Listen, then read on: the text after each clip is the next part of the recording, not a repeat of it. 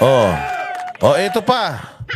Oh, ito pa ang isang nangyaring malupit dito sa ating bayang Pilipinas. Nako po. Kung si Inday Sara, kung si Inday Sara, mga bossing, sabi ko nga sa inyo, lahat ng mga hinawakan ni Inday Sara, nanalo, lahat ng binatikos, karamihan sa mga binatikos ni Inday Sara, nalaglag, putang ina, ito ang pinakamalas. Itong traidor na ito. Oh, ito ay inano ng ombudsman. Sinabi ng ombudsman, itong ano na to, itong matandang to, sabi, ano ka na dyan, step down, ayaw. Utang dinimanda niya, yung nagdemanda sa kanya. Oh, so napakatigas ng mukha nito, feeling niya siya may-ari talaga ng Cebu. Ngayon, dyan din, speaking of survey din, dyan sa survey sa Cebu, grabe, yung Pambari 4, sobrang down yan. Tumakbo daw siya sa pagiging mayor, yung ay gobernador dahil daw kay Pastor Apollo Kibuloy. At pag nanalo daw siya, personal daw, gusto niya si Pastor Apollo Kibuloy pumunta sa Kapitolyo at bindisyonan yung Kapitolyo ng Cebu dahil madami daw yawa. Ayan o, yawa. Oh, so ito, dahil dyan, dahil itong ano na to, traidor yan eh. Itong Cebu kasi, sister, ano yan, city ng Davao. Okay, Cebu, sister city ng Davao yan. Well, may Cebu City, pero yung ano, yung mga yan, talagang mga Duterte, diehard to mga to dati. Si BP Sara, kaibigan to mga to, kaibigan yung anak niyang babae. Oh, pero pumirma yung asawa. Tapos, halos karamihan ng mga mayors dyan sa Cebu, ay, mayors, congressman, pumirma kay Inday Sara sa impeachment. Putsang ina. Gumante, taong bayan. Alam mo ba kung bakit? Nag-ikot-ikot ako dyan sa Cebu. Ako, isa sa mga na-assign dyan sa Cebu. Sabi ko nga sa inyo, nagmumotorcade kami dyan 13 oras. Nag-ikot-ikot kami dyan sa Cebu. Ang dami namin mga town hall meetings dyan. At lahat ng tao dyan, PDP laban. Pero alam nila na yung mga mayor nila, mga congressman nila, puros mga traidor. Sabi nila, ayaw namin ma-associate sa mga traidor. Kasi sabi ko, ang mga taga Cebu ay traidor. Bakit? Putsang ina, sister city kayo ng Davao, tinraidor nyo yung mga Duterte? So papayag ba kayo na tawagin kayong traidor? Sabi nila hindi. Oh, bakit kayo traidor? Dahil sa mga leader nyo. Dapat palitan na natin yung mga leader ninyo para hindi na kayo matawag ng mga traidor. O anong ginawa nila? Pinalitan nila yung leadership. Nilaglag nila itong mga hayop na ito. Nilaglag nila itong mga kupal na ito. O bakit? Putang ina, die hard eh. BBM supporter. Tingnan mo, sabi ko sa inyo, kamalas mo pagka ikaw ay inendorso ni BBM. Lahat ng inendorso ni BBM, alam nyo ba sa kabilang kampo daw, yung mga vlogger nila, wala na daw mga gana mag-vlog? Ang bobobo na nga, wala pang gana mag-vlog. Putang ina kasi daw ang tatamlay dahil, putang ina, nawala yabang nila. Paano? Yung mga kinandidato nung anong amo nilang sabog. Sabog-sabog din, laglag lahat, putal, lalakas na mga ang lalakas na mga kandidato. Ay yabang-yabang ni Bongbong Marcos, putang ina. Napakayabang ni Bongbong, ilang kandidato lang niya pumasok. Bibilangin natin, Memya, ilang kandidato niya pumasok. Si Bongbong pakamalas nito. Sino nilang kandidato niya? Si Pacquiao, Tolentino, Abalos, Binay, at saka si Bong Revilla. Pukin ang ina niyan, ang lalakas ng mga pangalan na yan. Anong nangyari sa lima na yan? Laglag. Iilan lang kandidato ni Iilan lang ang kandidato ni Bongbong. Pumasok si Tulfo, si Erwin Tulfo pumasok. Si Tito Soto at si Lacson, pumasok 3. Yun lang yung kandidato niya pumasok 3, nasa administrasyon ka pa. Nasa inyo pa pera. 3 kandidato lang pumasok. O, buti pa yung PDP.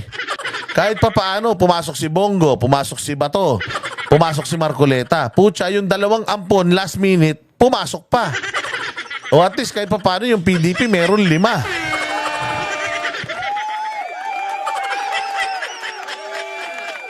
O diba? O, saan ka pa? So sabi ko nga, yung kabila, tamlay na tamlay, kasi gusto nila tayong asarin. Gusto nila tayong asarin dahil natalo si Pastor Apollo Kibuloy. Kaya lang, hindi nila maintindihan, pukin ang ina niyan, yung mga kandidato nila, na ang lalakas din, puta natalo din. O hindi ba, sabi ko nga, si Pastor Apollo Kibuloy, kahit matalo yan, walang pakialam yan. Wala naman pakialam sa politika eh. Hindi naman politiko yan eh. Hindi naman yan pumunta sa pumunta sa politika para tumulong sa kapwa. Hindi. Si Pastor Kibuloy, tumutulong niya sa kapwa bago yan tumakbo sa politika. Eh yung mga kandidato nyo, tanginan yan, kailangan pa maghabayad ng 400 million. Ay,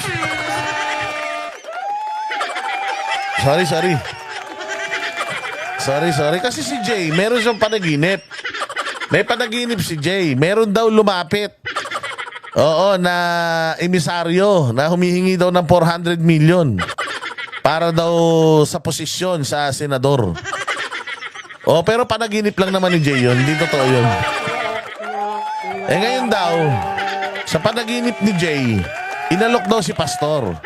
Inalok daw si Pastor ng 400 million. Kaya lang, ang sabi ni Pastor Kibuloy, doon sa panaginip ni Jay, ang sabi daw ni Pastor, hindi ko yan tatanggapin kasi kaya nga ako papasok sa politika dahil zero corruption eh.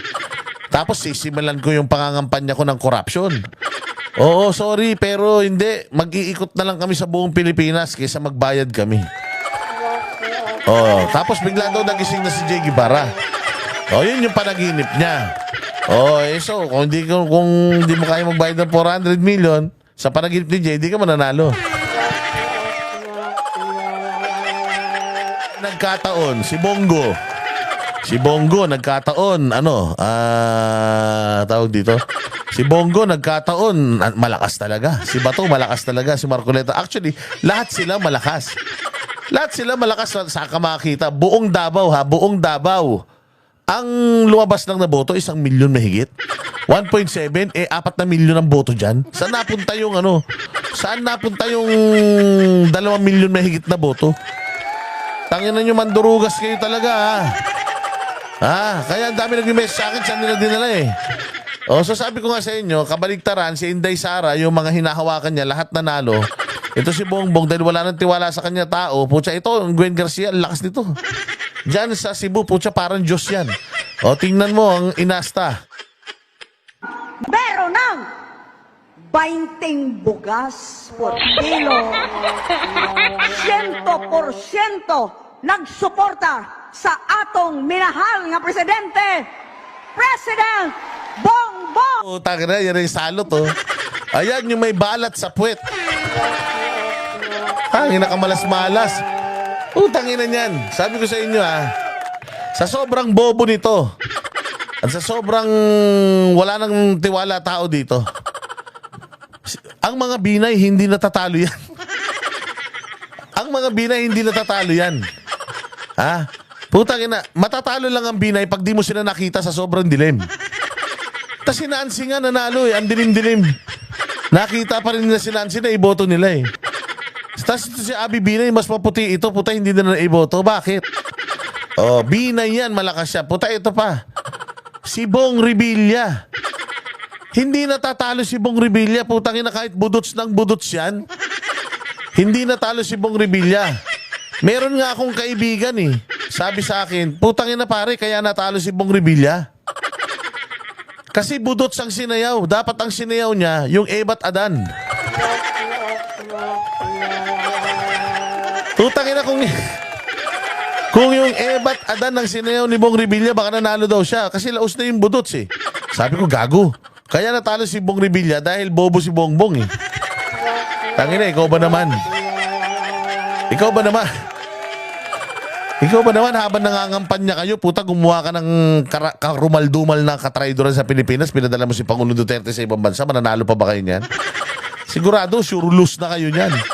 Ayun mantakin mo, Bong Revilla natalo. Si Tolentino, incumbent, putang ina, nanalo yan. Putya, natalo.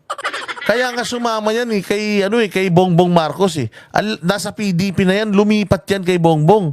Akala niya mananalo siya doon. Putang ina, minalas, talo. Si Abalos, putyang inang yan, ang daming perang winaldas niyan. Lahat yata ng kinita niyan, putya, binuhos niyan sa pangangampanya. Umpisa pa lang, putang ina, yung tarpaulin niya kahit mali-mali yung spelling. Andiyan dyan na sa mga highway sa buong Pilipinas, putang ina, yung tarpaulin niya mas malaki pa sa mga bahay. Pero talo. Ito matindi.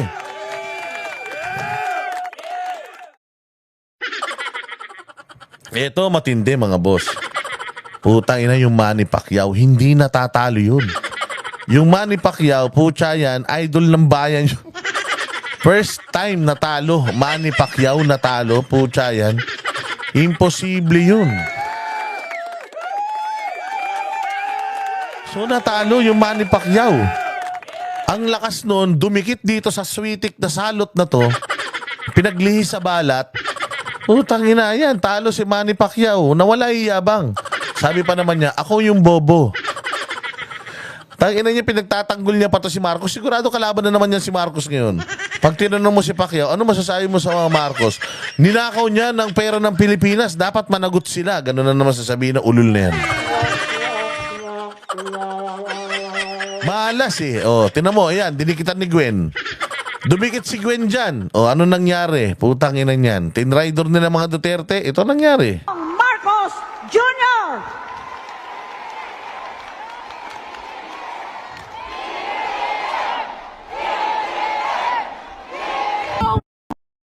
Nataw na! Yes! Yes! Babay lang! Babay! Mabay na. Ina, tinalo sila ni Barry 4. Alam nyo ba, itong si Pam Barry 4, 2% lang yan sa survey sa Cebu.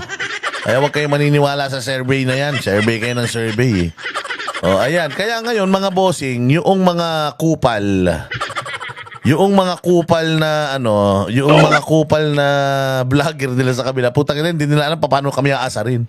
Paano mo aasarin si Boss Dada? Putang ina, natalo si Pastor, ang tawa pa ng tawa. Ang saya kaya namin, mantakin mo grabe yung experience namin kay Pastor Kibuloy Naikot namin buong Pilipinas. Naikot namin pati buong Asia dahil kay Pastor Apollo Kibuloy. Dahil sa pangangampanya namin sa kanya. Pucha, doon pa lang panalo na kami. Sa experiences pa lang, panalo na kami. Doon pa lang sa mga na-convert namin na mga galit sa kanya, panalo na si Pastor. Sa pagkakakilala ng mga tao ngayon kay Pastor, panalo na si Pastor. Anong gagawin namin ngayon? Oh, alam nyo ba, ito aabangan nyo ito aabangan nyo sa mga banateros. Meron kaming panibagong mithiin. Ano yun? Lahat ng mga lugar na pinuntahan namin, lahat ng mga tao na nakausap namin, na naka-town hall meeting namin, lahat sila babalikan namin at yung mga mga suliranin nila susolusyonan ni Pastor Apollo Kibuloy. Tandaan niyan. Lahat yan ipakikita ni Pastor Apollo Kibuloy na kahit natalo siya sa sa politika, ipakikita niya sa buong mundo na siya, ang SMNI at ang KOJC ay magpapatuloy sa pagkakawang gawa. At kami, nag-volunteer na kami. Sabi namin, gamitin mo kami lahat ng kailangan mong ipagawa sa amin, gagawin namin, ipakikita namin sa buong mundo kung gaano kawalang kwenta yung mga nanalong kandidato. Walang magagawa yan sa Pilipinas. Si Pastor Apollo Kibuloy, tingnan ninyo kung anong mga magagawa niyan. Makalabas lang si Pastor, dire-diretso na yan. Sobrang dinaya nyo, di ba? Oh. Ay, sabi nga ni Pastor, huwag kayong mag-alala, Banateros. Kasi sabi ni Pastor, alam ko naman, Banateros, na excited na rin kayo sa mga proyekto natin, sa mga gusto nating gawin. Huwag kayong mag-alala. Itutuloy natin yan. Lahat ng mga ipinangako natin sa tao na gagawin natin, itutuloy natin yan. Ang lupit! So hindi man makagawa ng batas si Pastor Apollo Kibuloy para sa inyo, gagawa kami ng mga bagay para makatulong sa inyo. Sabi ko nga sa inyo yang napakabilis mag-mobilize ni Pastor Apollo Kibuloy dahil lahat ng key cities at mga kahit hindi major cities sa buong Pilipinas, meron yan siyang KLC, Kingdom Light Congregation, meron yan simbahan. Yan, igagawin nating mga action centers yan. Antayin nyo lang.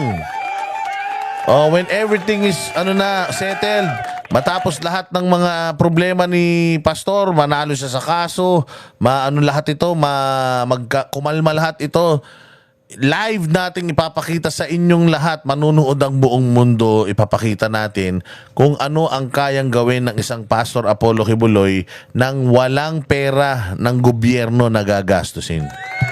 Abangan niyo yan. Kami ang boses ng masa, hindi natatakot.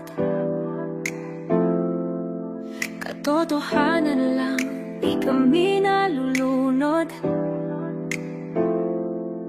Walang bahid ng sismis, lahat ay totoo. Kahit sino ka pa, pag mali ka babanatan ka. Walang pinipili kulay, wala kaming kinikilingan. Basta para sa bayan, kami lalaban. Pagdama palakpakan, pag mali banatan. Di matitinag, di matatakot, para sa bayan tuloy ang sigaw. Sa harap ng kamera, walang halong takot. Mga baluktot, lahat kayo'y tutumba. Ang hustisya at totoo, yun lang ang mahalaga. Kahit sinong harang, di kami matitinag. Walang pinipiling kulay, wala kaming kinikilingan.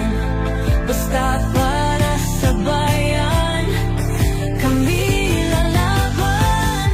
Pagtama palakpakan, pag mali banatan. Di matitinag, di matatakot, para sa bayan tuloy ang sigaw.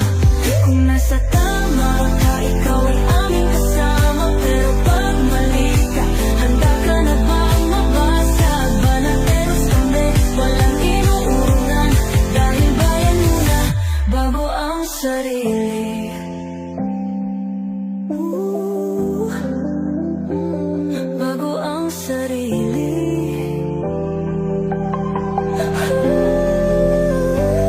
Pagtama palakpakan, pag mali banatan. Banateros ang sigaw, katotohanan ang laban.